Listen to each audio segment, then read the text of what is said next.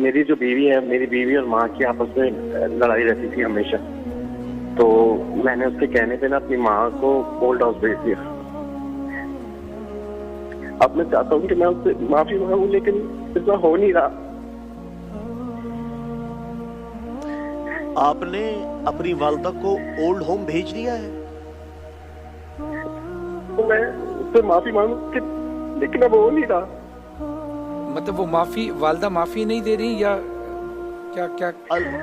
वालदा मर गई है मेरी। अल्लाह, इन्ना लिल्लाहि व इन्ना इलैहि राजिऊन।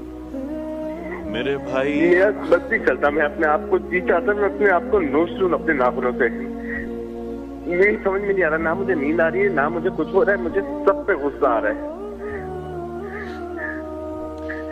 ये इतना चालू का मुझे समझ में नहीं आ रहा, मैं करूँ क्या?